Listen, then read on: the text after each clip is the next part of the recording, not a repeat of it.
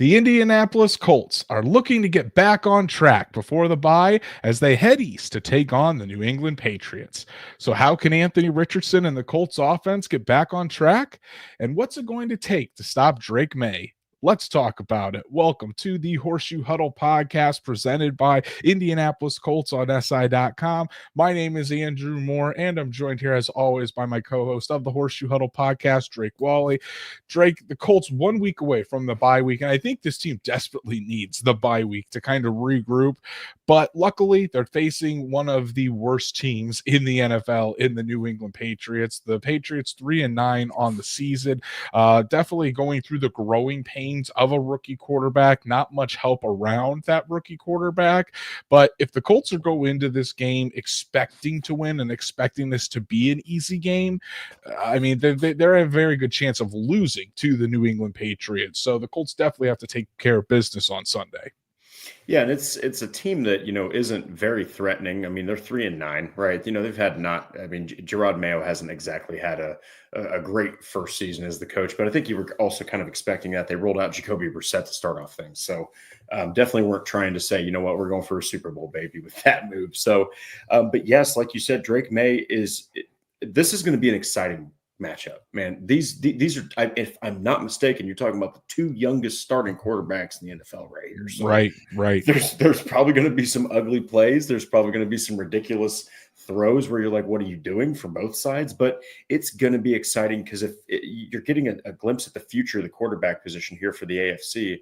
I think that for both of these guys, if their respective teams can, help them in different ways. Of course, we've talked more about the Colts. They both have a lot of success ahead of them if they can just kind of get things rolling. But this is going to be an awesome game. I'm really excited for it, actually. Yeah, and I think that the Colts are going to have plenty of opportunities on both sides of the ball to really have success. It's not only with like this, that the offense has a great advantage or that the defense has a great advantage in this one. I think where the Patriots currently stand defensively, you're looking at potential for Anthony Richardson and Jonathan Taylor to get going. Defensively, you're going up against a rookie quarterback. But again, Drake Maye has already shown flashes this year that show he can be the guy. So just because Drake Maye is a rookie doesn't mean he can't dice this defense apart. They're going to have to be on their P's and Q's. Sean Contright is in the chat. Good to see you, my good friend. And Stats Matt, the third host of the show. Let's finally get a decisive win. Stats Matt, I think all Colts fans would love it if Indy got a decisive win here on Thanksgiving weekend. So before we dive in, hey everybody, please first go follow us on all of our socials if you haven't done so already. Like Horseshoe Huddle on Facebook, follow at Colts_SI on X, and subscribe to the Horseshoe Huddle YouTube channel. Hit that bell so you know when Drake and I go live every Monday and Thursday night, or like tonight, because Thanksgiving's tomorrow. We're not going to be recording on Thanksgiving. Nope. You guys need to spend time with your families. We're spending time with our families. So you turn those notifications on so you never miss us. And then if you can't catch us live or on YouTube, wherever you listen to podcasts, be sure to subscribe, hit that make sure you leave us a 5-star review so we can continue to reach other Colts fans just like you. And as Richie Dyer is saying in the chat, happy Thanksgiving, everyone. Please enjoy it. Have a lot of food. Watch some football.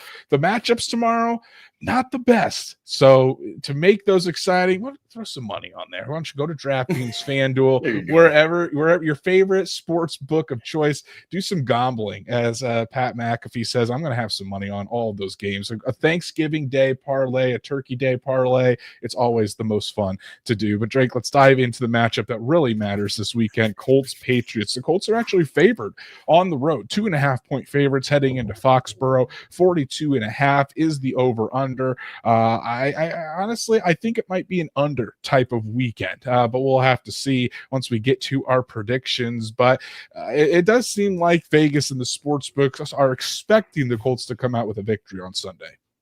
Yeah, and it's one of the first times we've actually talked about them being a favorite, and they're on the road. So that means that, realistically they're a little bit more than probably what the actual odds are because they're the visiting team. But again, this is really a trap game because I know that some fans have probably wrote off the team, right? But they have to win this one. If they lose this game, their playoff hopes go, they flash before their eyes and it's done. There's virtually no way they can get in. If you're, what would they be? They'd be 5-8. Man, that's really difficult. You'd have to win out the rest of the year, and you probably still don't get in. So this is a really important game for the Colts, and they can't just walk into Foxborough, especially after what they didn't do offensively against the Lions, expecting to win. I mean, the Patriots are going to fight like they always do. Yeah, it's a must win for the Indianapolis Colts, no question about it. Really, the rest of the season is a must win. The Colts theoretically are going to be favored in every single game moving forward, except probably that game against the Denver Broncos when they come out. But the Colts are facing the Denver Broncos coming out of the bye, so that game could have huge implications on who ends up making it to the AFC playoffs. We'll have to see. But Drake, I as always, we got to start with Anthony Richardson. Anthony Richardson coming off of that game where if you're a box score watcher, you think he had a bad game, 11 for 28. But if you actually watch the game, if you actually know football, watch the film, you saw that Anthony Richardson was much better than what the stats showed. Pro Football Focus actually graded him out as the 5th best quarterback in Week 12. Despite that just kind of shows you how much his supporting cast failed him, and we've talked about that since the game ended on Sunday. We don't need to dive into that all over again. But Drake, I think we could potentially see continued progress from Anthony Richardson this weekend. The Patriots only ranked 22nd in the NFL against the pass, giving up 224 yards per game. Now they do have some guys in that secondary, particularly Christian Gonzalez. Christian Gonzalez is a second-year player for the New England Patriots. Actually was drafted in that draft class with Anthony Richardson, and he's been fantastic this season. He's been a really, really good cornerback for this team, and you can really see Christian Gonzalez coming on. So that's definitely someone that Anthony Richardson is going to have to be aware of. But Drake, what are your expectations for Anthony Richardson this weekend going up against the Patriot defense? Yeah, I mean, you've also got, I just looked here, you've also got, along with Christian Gonzalez, you've got Marcus Jones as well. He's playing pretty well, I think. Then there's veteran Jonathan Jones as well. So they've got some guys, like you said, but I think you have a chance to kind of do what he did against the Jets, right? Like where you get a game where he's going to be able to use his sheer athleticism and just his arm talent to be able to take over at some point. Now, going back to briefly that game, you're really not coming off of an awful performance. Now, the box score showed that. But Richardson can hopefully he took, like you mentioned, the context, right? The context that a lot of people failed to see, including myself the first time watching the game, into consideration here. He's really coming off of an okay performance by all standards. It's just you can't have another fail from the supporting cast. That's the key. I think if Richardson just takes what he did in Week 12, even though it was a brutal loss, and you translate that over to this game, and the other pieces of that offense can sync with him and at least catch more of the passes that are thrown his way, and the offensive line can block something, especially on the interior, I think that you've got a chance to kind of have like the game he had against the New York Jets. Yeah, I think everything is there for the taking for Anthony Richardson this weekend. Yep. Now, obviously, he's going to need some help around him. Can't do it alone. He can't throw and catch the football. And it's looking more and more likely that Josh Downs, even Shane Steichen said it today, that Josh Downs likely wouldn't play on Sunday. Yeah, so you're obviously that means more snaps for Adonai Mitchell. You're probably looking at A.D. Mitchell coming in and potentially taking over that Z spot if they put Michael Pittman more in the slot, or if we'll see if A.D. Mitchell plays more in the slot. We'll have to see. But yeah, Drake, I think getting Anthony Richardson into a rhythm is going to be key, like it always is. Being able to establish the run early, that is going to be key. And in order to do that, it's going to take the offensive line. It's going to take the offensive line back to playing how we know they can play, and certainly not having the week and being as terribly undisciplined as they were last week. I don't think you're going to see another performance like we saw against the Lions out of Quentin Nelson. I think Quentin Nelson is going to play much better this week. I think that there's a chance that Bernard Ryman even comes back this week. He was limited in their walkthrough, and we could potentially see Bernard Ryman back there if he keeps trending in the right direction, which would certainly be a big help. Then there's the downside of this is Tanner Bortolini's in the concussion protocol. Likely not going to have Tanner Bortolini on Sunday. Danny Pinter is the third string center because Ryan Kelly can't come back until at least after the Denver game, maybe even. We'll have to see. But Danny Pinter, third string center, how confident are you that he can hold up? Now, Danny Pinter has played better historically at center than he has at guard, certainly. So you can take some solace into that, but still, Tanner Bortolini has been very solid when he's played. And then there's right guard. Dalton Tucker has not been good the past few weeks. And Shade Steichen even said today that we're evaluating that right guard's position, and we've got a few different things that we're working through, things that are on the table. That could mean, is Mark Glowinski ready to take over that right guard spot? Is he caught up to speed? Or if Bernard Ryman is back into the lineup, do you take Matt Gonzalez from left tackle to right guard and insert him in there? I think the Colts do have some options, but that was really long-winded to just say the supporting cast needs to be better. The offensive line needs to be better. In particular, if I was betting on how this game would start, I think we're going to see another run-heavy attack, not only with Anthony Richardson, but with Jonathan Taylor. And then that's how things are going to open up for the passing game. You'll see Michael Pittman get involved. You'll see some deep shots to Alec Pierce. If A.D. Mitchell is the one in the slot, A.D. Mitchell has to be on the same page with Anthony Richardson. Can't be any more miscommunications because that just kills the drive. So, but Drake, I really do think that Anthony Richardson is coming into this game despite the loss on Sunday. Anthony Richardson's coming into this game with a lot of confidence. He's coming into this game. He's bowed back-to-back performances where he did his job. He played fairly well. Now it's just about getting the help around him. So his play is backed up not only on the stat sheet, but as the Colts produce and put points on the board. Yeah, and I love how you mentioned, and I always love this, is talking about the ground game, because you've got the weapons to really enforce that, really just have your way if a defense can't stop you from doing it.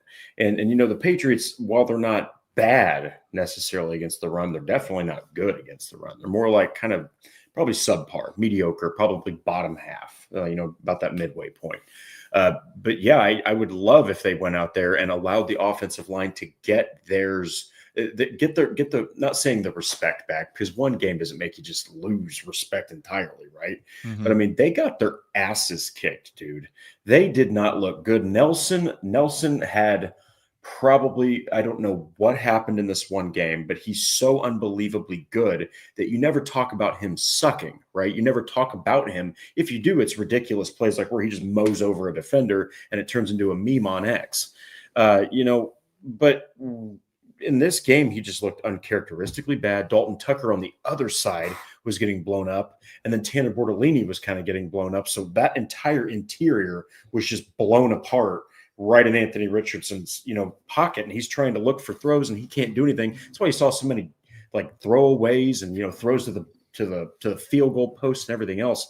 So I think this is a golden opportunity for the offensive line to get back on track, and there's no better way to do that than when you run the football and you run it heavily. And I think if they can do it early, Andrew, obviously throw in those shots downfield, throw in those opportunities for Richardson to throw, but for the love of God, just keep running the football. You've got two of the nastiest weapons at quarterback and running back I can think of in the NFL. So, yeah, and I think they could take advantage too, because the Patriots don't force a lot of turnovers. I think they only have 9 turnovers or 9 takeaways on the season, which is near the bottom of the NFL. I think, in fact, they are 26th or tied for 25th in the NFL in terms of takeaways. So you can certainly be aggressive with this team. Again, not stupid aggressive where you're taking unnecessary risks, but it wouldn't surprise me if the Colts are a little bit more aggressive aggressive on offense. And I do think that Anthony Richardson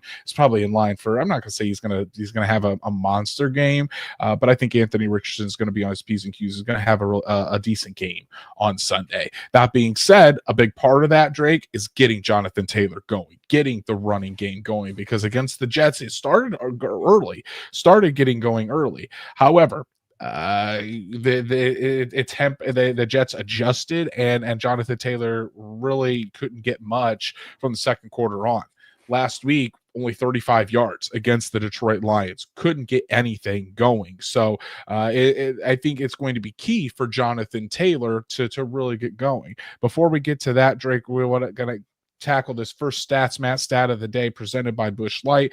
He says the Patriots are 30th in intermediate passing efficiency and 29th in deep passing efficiency on defense, while the Colts are 14th and 17th respectively. So when you're looking at that, Drake, that kind of backs up your point where you can kind of push it down the field a little bit against this Patriots defense, particularly in the intermediate and deep parts of the field. So don't be surprised if the Colts get that run game established. You see some play action, you see some shots to Alec Pierce deep down the field, or to Michael Pittman Jr. in the intermediate area. Though that's where both of those guys really excel. Wouldn't surprise me to see either one of them really get involved and have some success there.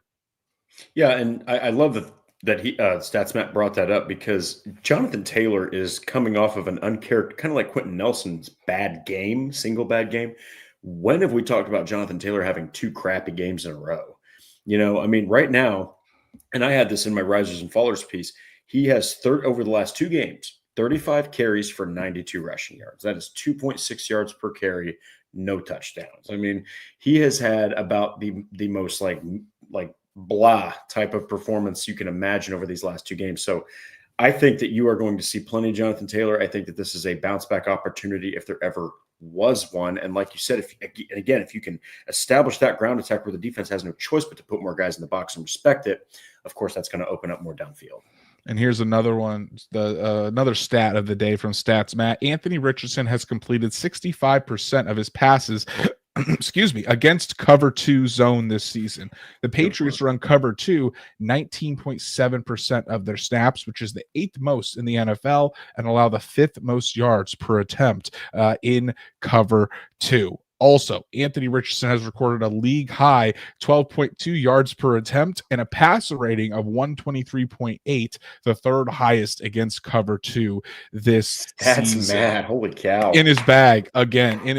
So, Drake, again, this is lining up for a really good game for Anthony Richardson, as long as he can execute and as long as the supporting cast can be there for him. If not, we're going to see another really terrible offensive performance, not by the doing of Richardson, but by the doing of that supporting cast. They've got to get on that level to really help him out. So, Drake, with all that being said, and you look at the Patriots, they're 18th in the NFL against the run.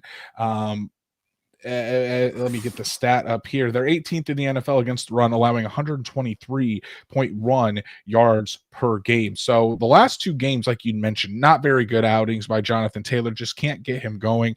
Against the Jets and the Lions, two of the best rushing defenses in the NFL. I mean, that's not surprising. However, with the Patriots quite a step below what the Lions and the Jets bring, do you think that Jonathan Taylor is going to have the opportunity to get going this week? I think so, because while, Taylor hasn't had his best performances, right, he as an individual player has not. It's really hard in the NFL, if you're even an elite running back, to get things going when your offensive line, especially in those interior gaps, is just getting blown to pieces. I mean, they had to deal with Quinnen Williams, 2 weeks ago, and then you had to deal. I can't remember his name, but there was a defensive tackle from Detroit that basically made McNeil.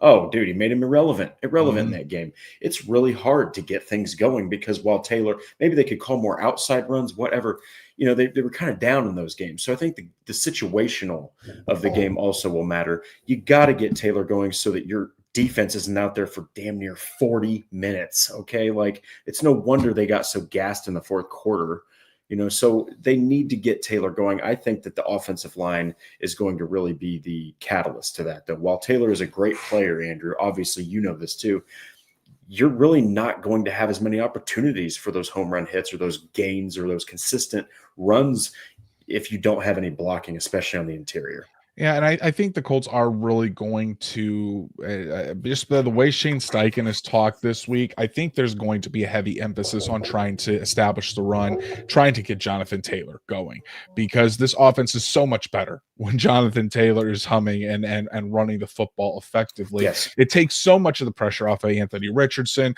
and it takes it opens things up in the passing game down the field. And here's something that I think is very interesting, especially if the Colts get Bernard Ryman back this weekend. Stats Matt, again, fantastic. His second Stats Matt stat of the day, or stat 2, presented by Busch Light. Jonathan Taylor has been effective rushing outside the tackles with 5.1 yards per carry, which is the 8th best in the NFL, and plus 80 yards rushing over expected, the 9th most in the NFL. And again, Jonathan Taylor has generated an explosive rush of more than 10 yards on 18.8% of his outside carries, the second highest in the NFL. And so, Drake, if the Colts do get Bernard Ryman back, I think Shane Steichen should lean heavy into that outside run, whether it's going off left side, going off right side with Braden Smith, or getting Quentin Nelson on the run. Maybe that would help Quentin Nelson get going too.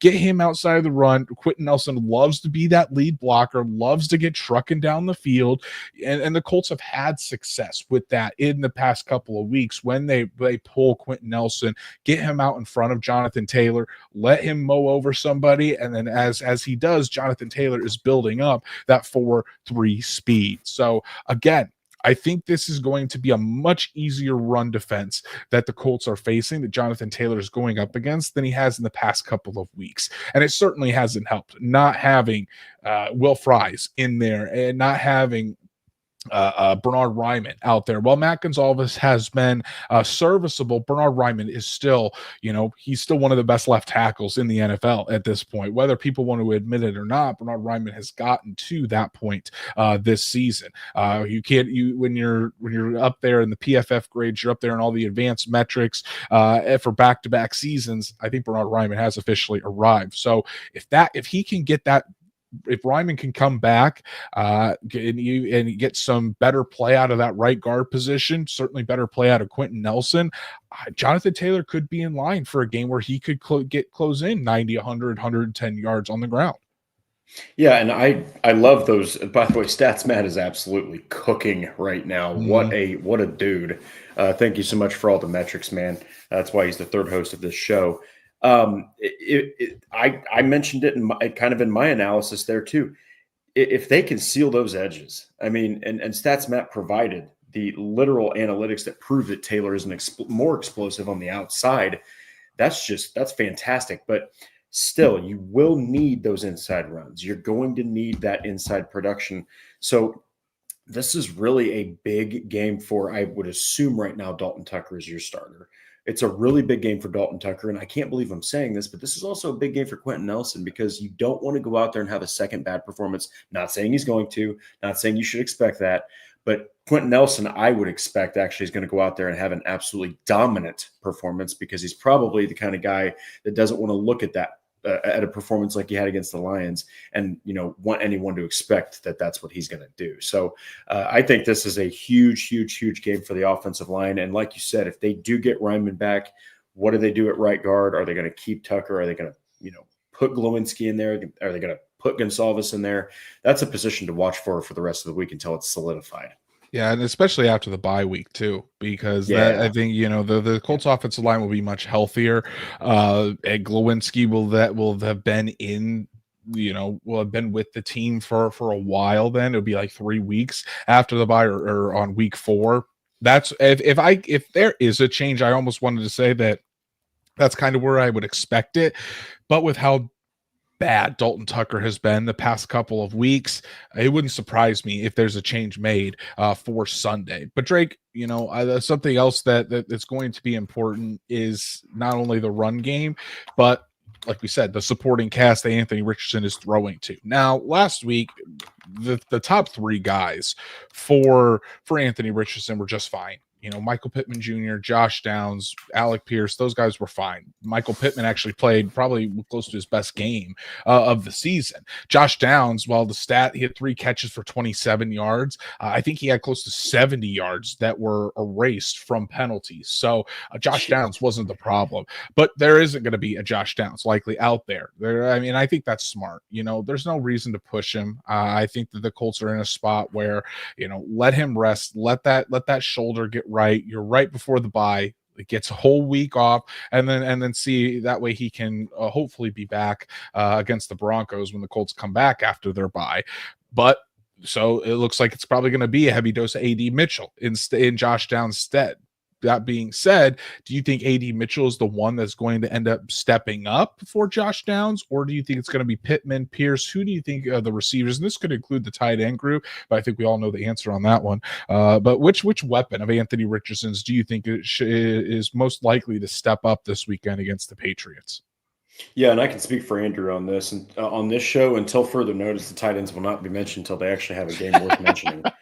But I think that I think that this is a game potentially where I know AD Mitchell, that's kind of a great answer just to say that he's got an opportunity to step up similar to how he did when Pittman was out. But that's who I'm going with. I'm going with Pittman, man. I'm going with a guy who I think is going to take advantage of a young secondary. Kyle Duggar is another great player, but he hasn't exactly had the year that he probably wants. He's also questionable right now, kind of limited in practice. So, I think this is an opportunity for Pittman to maybe, dare I say, have just an absolutely absurd game, like 8-9 catches, maybe $120, maybe a touchdown, maybe 2. I think Pierce, obviously, I think was on the injury report this Wednesday, or like today. Wednesday's just a really light day, but like him and Doolin's another guy that you got to watch for. So this is kind of a banged up receiver group. So I think that Pittman is the guy to look for, because while Mitchell might be able to have a game, I think Pittman, this is an opportunity for him to not just bounce back, after being hurt and having these lingering back issues, but to capitalize on that performance against the Lions and just have an absolutely dominant performance here. Yeah, and I could see, Pittman having his normal game where he's going in there and he ends up getting, 8 catches for 97 to 100 yards. I could certainly see that. But it's going to be interesting to see, if Christian Gonzalez if the Patriots have Christian Gonzalez following Pittman around.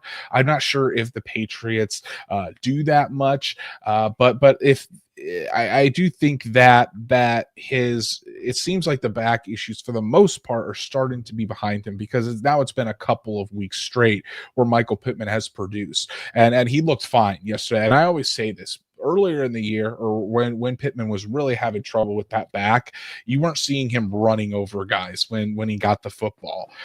This last week against the Lions, you saw Pittman looking for contact, running over dudes, spinning off of dudes. He got hit, still caught the ball, and ended up turning it into a huge gain. That's how Michael Pittman is healthy. So I could see that. But I could also see, AD Mitchell stepping up, maybe not having a huge 100-yard game and a touchdown, but I think you could see AD Mitchell go out there and get 6 catches, 6 catches for 75 yards, something like that, just enough to move the chain, just enough to kind of take some of the heavy lifting that Josh Downs typically does for this offense, take that, and help shoulder that. Pittman's obviously probably going to get more involved or more looks. Alec Pierce is probably going to get more looks because of Josh Downs being out of there. So I don't think AD Mitchell needs to necessarily go in there and light the world on fire. But I think he can go in there and play pretty well and certainly help move the chains for this offense. Yeah, and at the end of the day, if Pittman does have a game that, is 8 catches, 7 catches even, and it's like 80, 90 yards, and, that's great. And if AD Mitchell goes out there and you see him snag 6, 7 balls like that, like I think it was the game against the Bills, actually, ironically, as bad as it was, he caught all of his targets. If I'm not mistaken, it was that game. If he can go out there and do something like that again, it just helps him build. It helps him continue to get that on-field experience, and it helps him continue to blossom into the Colts, receiver that they drafted him to be. And that's explosive. That's consistent. He's got great route running. This is a hell of an opportunity for him to show that off, especially like you mentioned, if they do decide to take Christian Gonzalez and put him mostly on Pittman, that's just going to open up a lot of opportunities for A.D. Mitchell. Yeah, I think you nailed it right there on the head too, and we got to remember that as Stats Matt was saying, and I think he even said it again here, but the Patriots do play a lot of man that could fall right into the hands of Alec Pierce. We all know that he can beat his man deep most of the time. But Drake, let's switch gears. Let's talk about the defense for the Indianapolis Colts going up against Drake Maye. Obviously, Drake Maye is having a solid, I wouldn't say a great rookie season. There's certainly like Bo Nix, Jaden Daniels certainly having really good rookie seasons, but Drake Maye's been solid. You've seen the flashes there from Drake Maye. I was a huge fan of Drake Maye's coming out last year in that draft class. So far this season in 8 games, Drake Maye has 1,458 yards, 10 touchdowns, 7 interceptions.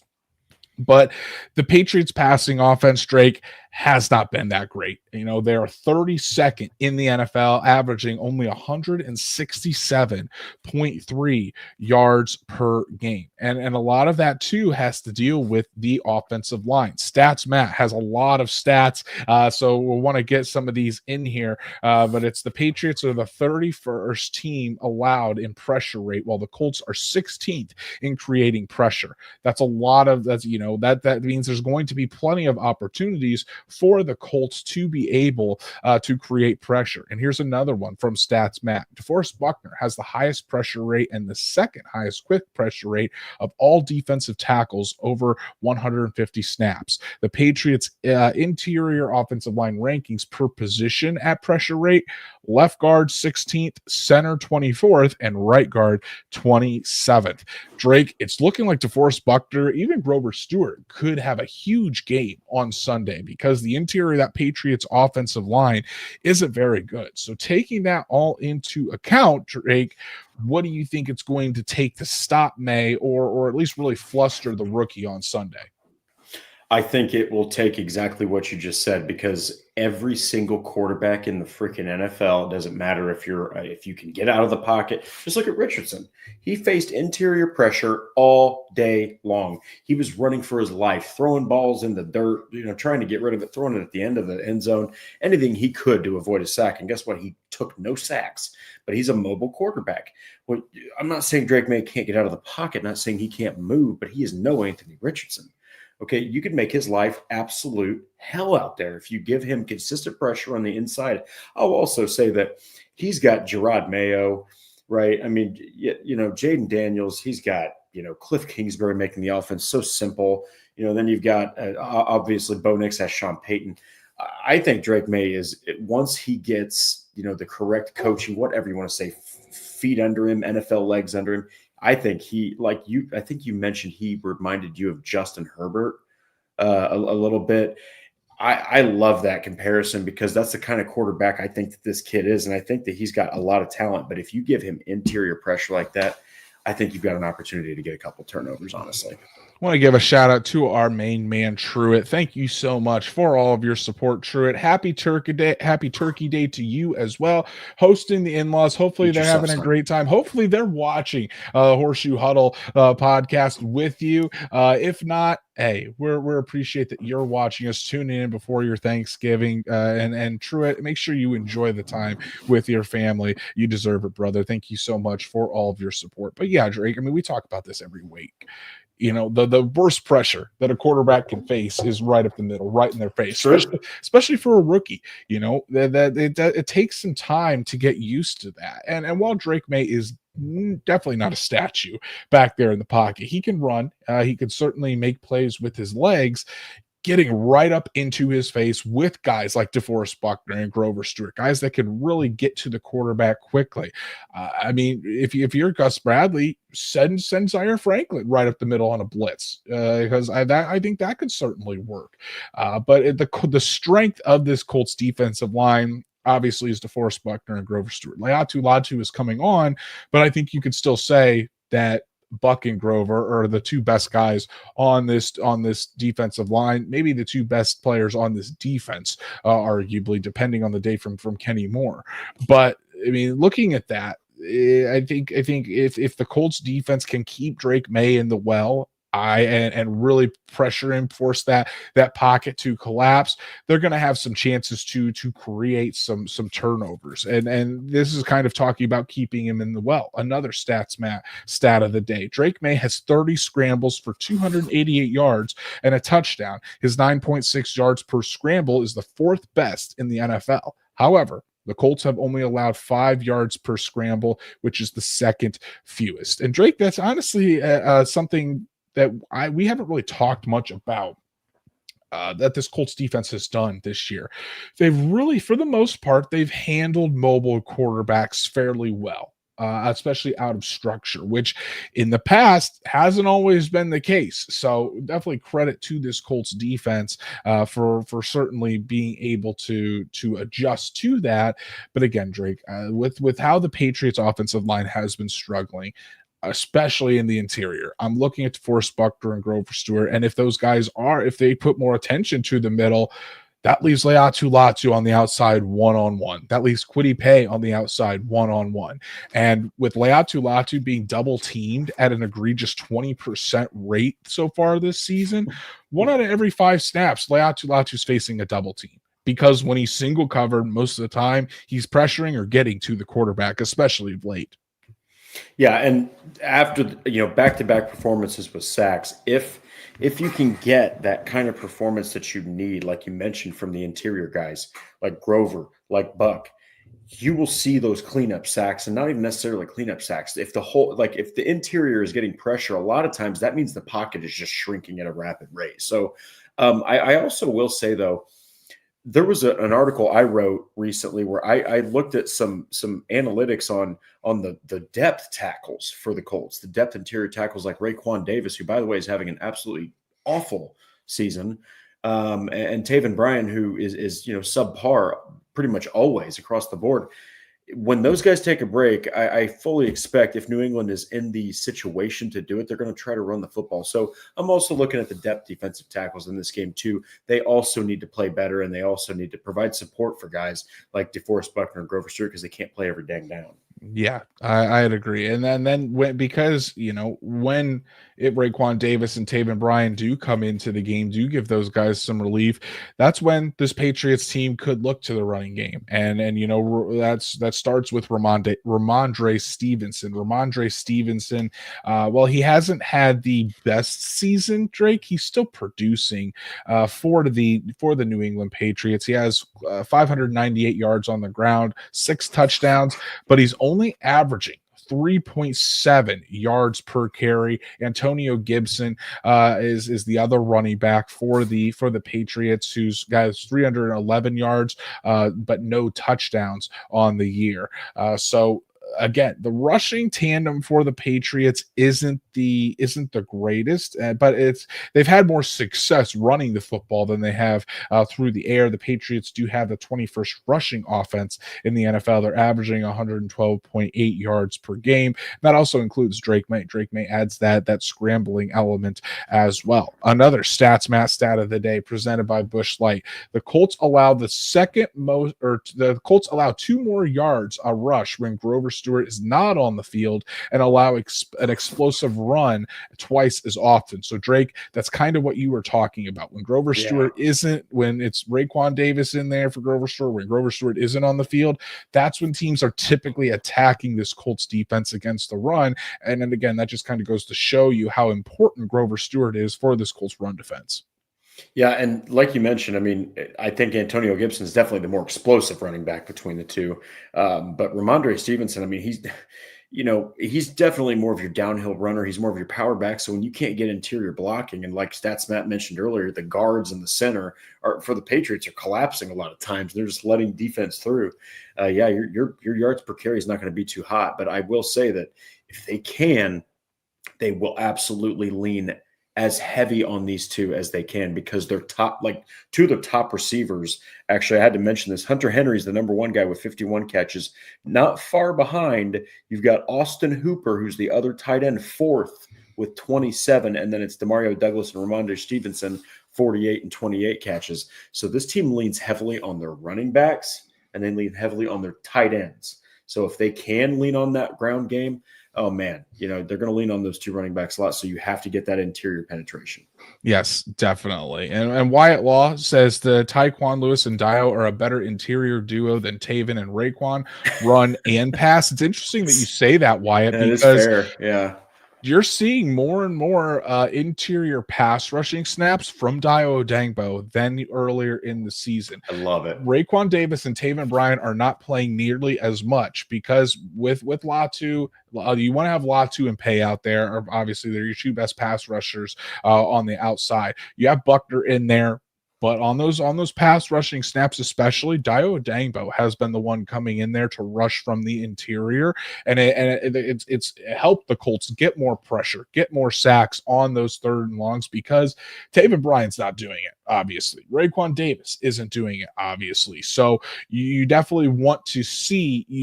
I've really liked the adjustment that Charlie Partridge and Gus Bradley have done by getting Dio Odangbo out there, more involved, allowing him to really go after the quarterback, which I would say is his best strength. He's definitely a better pass rusher than he is a run defender. Put him in the interior next to Buckner and let him go to work. Certainly has been fun. But yeah, Drake, I think this Colts defense could really. I think if they're susceptible to being hurt against this Patriots offense, it's against the run. And another stat of the day: the Colts have the most missed tackles with 132 for the second most yardage at 808 extra yards allowed. And honestly, that's not surprising. That from everything that we've watched this season, that's not surprising. This team has routinely missed tackles over and over again. 11 a game. A lot of it comes from EJ Speed, unfortunately. Zaire Franklin, sometimes Nick Cross has a propensity to miss tackles. Jalen Jones. So that's where they're gonna have to clean it up, and that's what helps, turning which the Colts have been better at recently, but stopping a gain for 2 to 3 yards rather than letting them get 8 or 9 yards and extending drives. So, but yeah, it's going to be interesting to see where this defense focuses in on Sunday, and if they're able to stop the run, kind of putting the onus on Drake Maye to go out there and beat them himself. Yeah, and I think that Drake Maye has I mean, he's a rookie, right? But he's got the talent, right? But when you look at the passing schematic of this offense, if you get them behind even 7 to 10 points, you are asking their tight ends mostly, okay, and their running back to be the big receiving threats.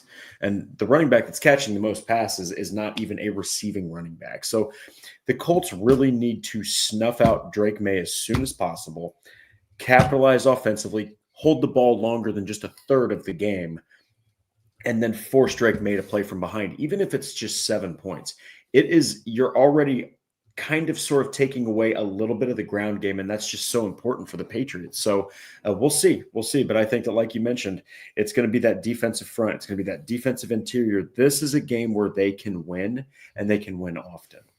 Yeah, and honestly, if it is Drake Maye that's trying to distribute the football, look no further than Demario Douglas. Demario Douglas is heavily the slot receiver for the Patriots. 74.4% of the snaps that he has taken have been in the slot, and currently Douglas is behind Henry in terms of the leading receiver for the New England Patriots. Hunter Henry has 51 catches for 535 yards. Douglas 48 catches for 477 yards. Those are your top two guys, Drake. So I'm looking at in the passing game, obviously Kenny Moore. Kenny Moore is probably going to be the one that's matched up on Demario Douglas the most throughout the game. And then on Hunter Henry, it's going to be EJ Speed and it's going to be Zaire Franklin. Gotta make sure those guys are covered up so that way you're not allowing the Patriots to get those easy third down conversions, which the Colts have been susceptible to giving up in not only in just recent weeks, really all season long. Yeah, and going back to an older episode of ours, not even that long ago, this is a defense where it doesn't matter if it's 3rd and 1, 3rd and 5, 3rd and 10, 3rd and 15.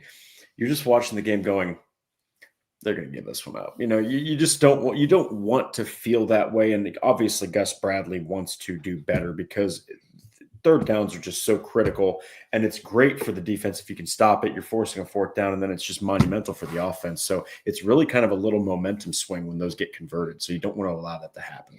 Definitely. And taking all of that into account, it's X Factor time. Drake, who do you think the X Factor is going to be in this one, whether it's offense or defense?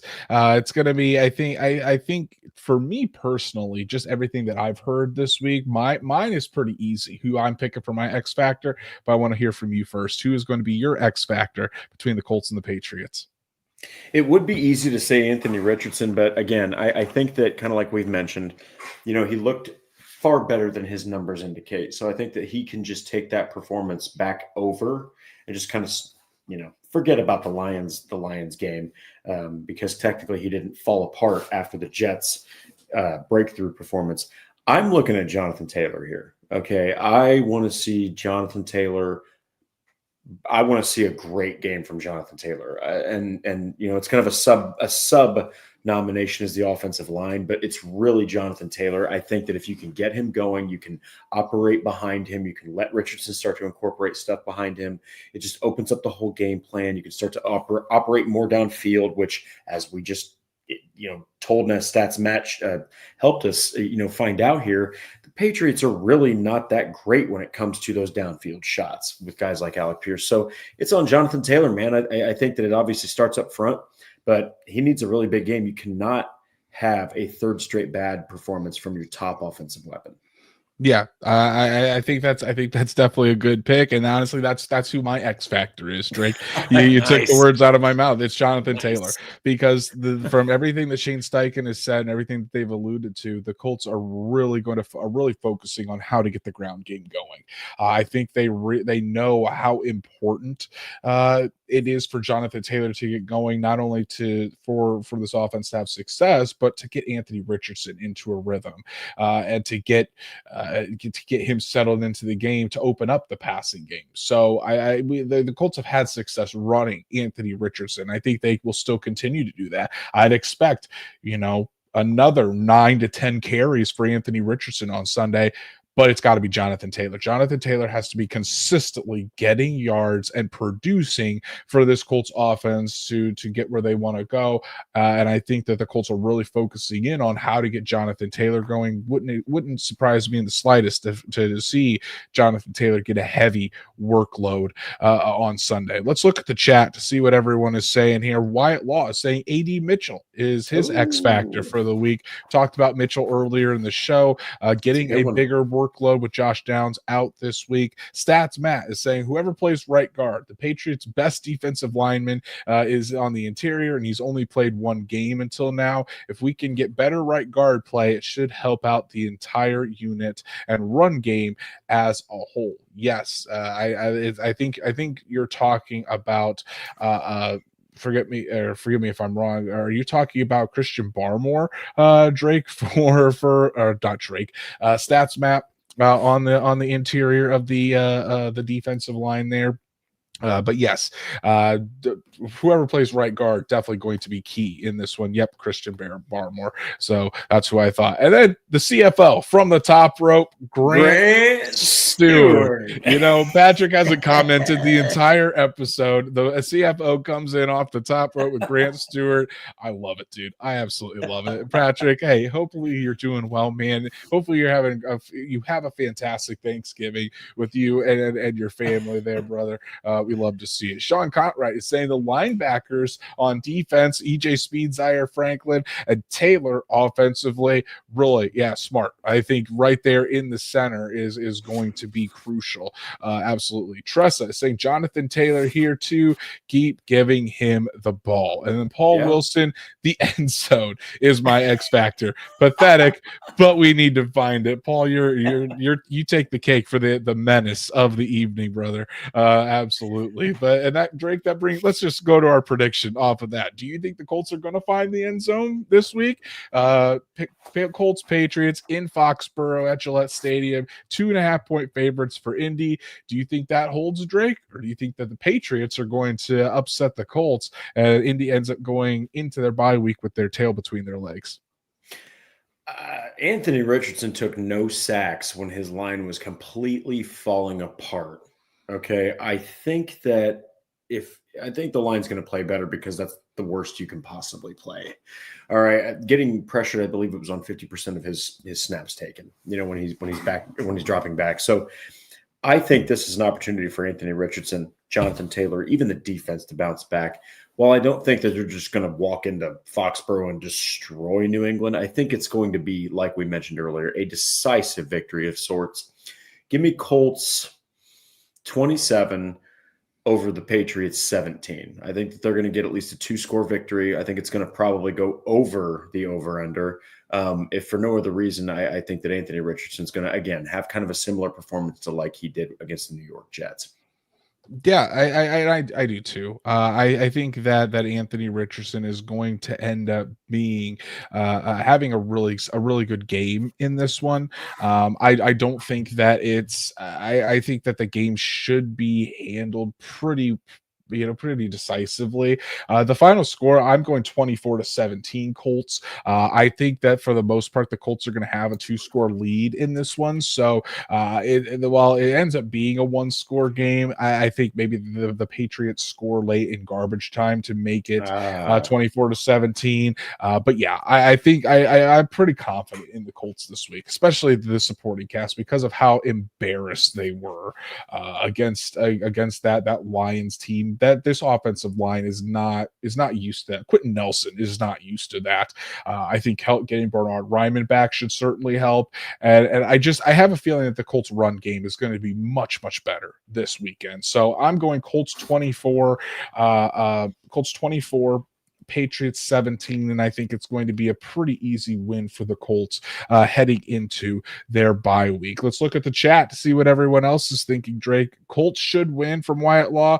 Repeat should 20-9. Calling another decisive victory. Tressa 30-20. Colts. Sean Cotright 27-20 Colts. Stats Matt 31-17 Colts. So it looks like everyone is on the Colts train this weekend. Paul Wilson 21-17 Colts.